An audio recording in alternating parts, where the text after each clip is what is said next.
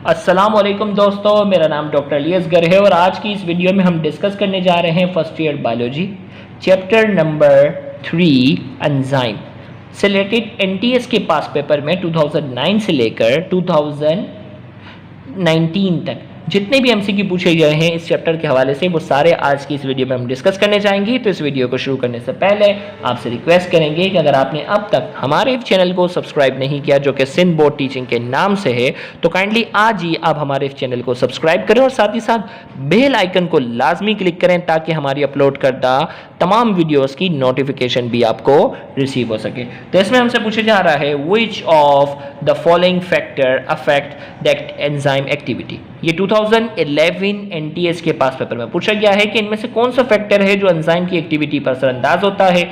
Option A में temperature, option B pH, option C concentration of substrate, option D radiation और option E में कहा जा रहा है ऑल ऑफ द अबव। तो इस एमसीक्यू का जो करेक्ट आंसर हमारे पास है ई ऑल ऑफ द अबव। बिल्कुल ही बेसिक एमसीक्यू ये पूछा गया है। इसके बाद 2012 के अंदर भी एक एमसीक्यू पूछा गया है, आइए हम उसकी बात करते हैं कि 2012 में हमसे क्या पूछा गया है। इसमें कहा जा रहा है an enzyme increases the speed of reaction. Enzyme जो होता है ना रेट ऑफ रिएक्शन की स्पीड को बढ़ाता है, कैसे? ए में कहा जा रहा है by adding activation energy requirement, activation energy को बढ़ाकर। बी में कहा जा रहा है bye lowering energy activation requirement, activation energy को कम करके। बी में कहा जा रहा है by decreasing the concentration of product, product की कंसंट्रेशन को कम कर देता है एंजाइम। और डी में कहा जा रहा है by increasing the concentration of product, product की कंसंट्रेशन को बढ़ा देता है। और ई में कहा जा रहा है ऑल ऑफ द अबव। तो यहाँ पूछा जा रहा है basically mechanism of action of enzyme. Enzyme जो होता है वो रेट ऑफ रिएक्शन को कैसे स्पीड अप करता है। एंजाइम जो है वो रेट ऑफ रिएक्शन को कैसे स्पीड अप करता है, बेसिकली इस एमसीक्यू में वो पूछा गया है।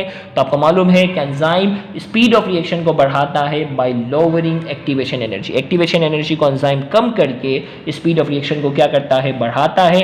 लिहाजा इस एमसीक्यू का जो करेक्ट आंसर है वो बी है, bye lowering activation energy requirement. इसका मैकेनिज्म पूछा गया है। जिसने एंजाइम वाले हमारे सारे लेक्चर अटेंड किए हैं उसको आसानी पता है कि एंजाइम रेट ऑफ रिएक्शन को कैसे बढ़ाता है, अंडरस्टूड है एक्टिवेशन एनर्जी को कम करके। तो B is the correct answer. फिर इसके बाद जो है हमारे पास जो है वो अगला एमसीक्यू की हम बात करने जा रहे हैं कि वो एमसीक्यू कौन सा है। आइए 2013 में पूछा गया है एनटीएस के पास पेपर में, हम उसकी तलाश में हैं और वो एमसीक्यू कौन सा है हम वो देखते हैं। एक मिनट, वो एमसीक्यू ओके। तो ये एमसीक्यू हमारे पास ये the diagram shows a metabolic pathway. ये बुक वाली डायग्राम दी गई है।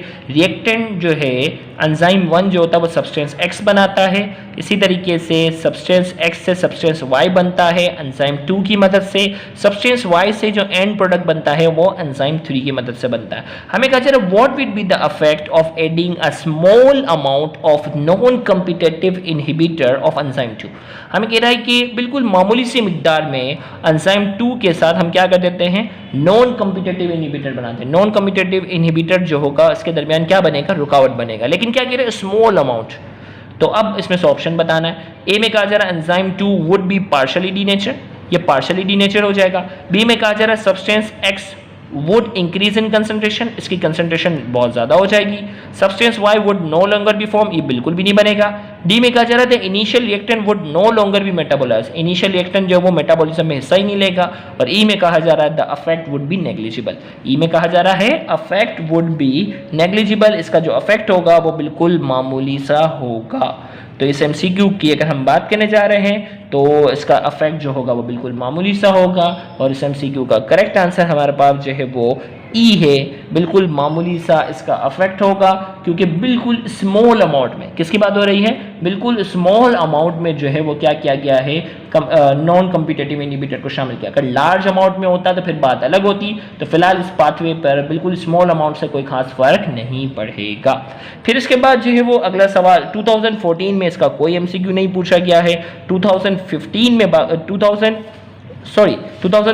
के बाद 2014 में इसका कोई एमसीक्यू नहीं पूछा गया है, 2015 में पूछा गया है। आइए हम उसकी तरफ बढ़ते हैं।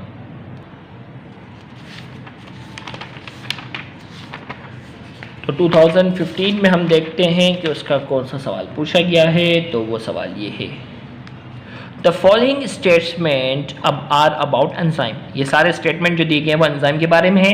1 में कहा जा रहा है दे आर ग्लोबुलर प्रोटीन, ये ग्लोबुलर प्रोटीन है।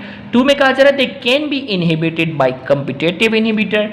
3 में कहा जा रहा है they are form in the smooth endoplasmic reticulum. Number 4 में कहा जा रहा है they are only found attached to the plasma membrane in the cell. Which statement are correct for all enzyme. इनमें से कौन से स्टेटमेंट है जो एंजाइम के हवाले से जो है वो करेक्ट है हमें बताना है। नंबर 1 में कहा जा रहा है दे आर ग्लोबुलर प्रोटीन, बिल्कुल सही है। 2 में कहा जा रहा है they can be inhibited by competitive inhibitor, ये कम्पिटेटिव और नॉन कम्पिटेटिव दोनों से इनहिबिट हो सकते हैं, ये भी सही है।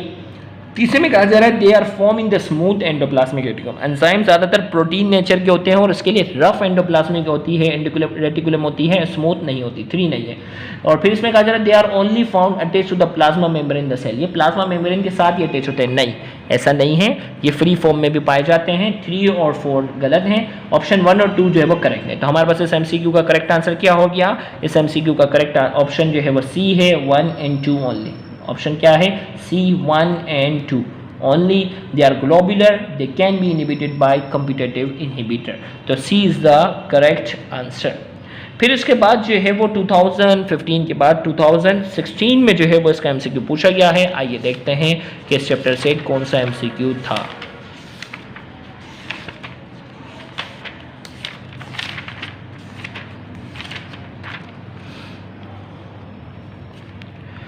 ओके चलो भाई, बिल्कुल बुक की लाइन पूछी गई है इस ईयर में 2016 में, pepsin works best at a pH of dash.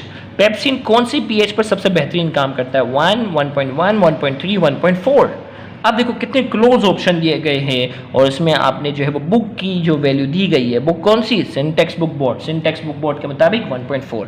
Pepsin जो होता है वो 1.4 की पीएच पर क्या करता है, बेहतरीन काम करता है। जबकि आप देखेंगे ना सिंटेक्स बुक बोर्ड से हटकर कुछ बुक में 1.3 भी लिखा हुआ होगा, लेकिन आपकी टेक्स्ट बुक जो कहती है आपने वही ऑप्शन मार्क करना है, 1.4 पर जो है वो बेस्ट काम करता है।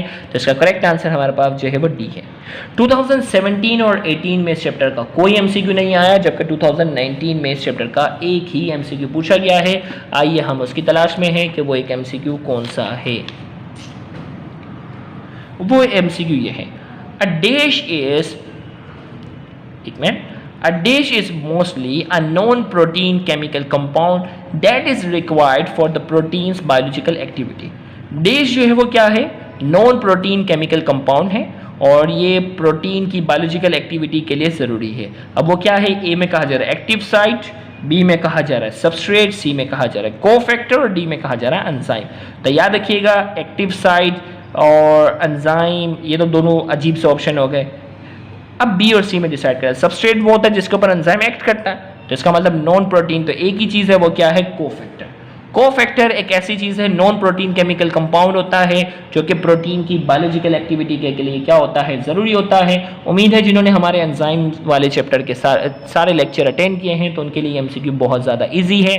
और इसके साथ ही इस चैप्टर से रिलेटेड पास पेपर में, NTS पास पेपर में आने वाले तमाम MCQ हमने यहाँ डिस्कस कर लिए हैं। उम्मीद है आपको इस वीडियो से बहुत ज़्यादा फ़ायदा हुआ होगा। थैंक यू वेरी मच, अल्लाह हाफिज़।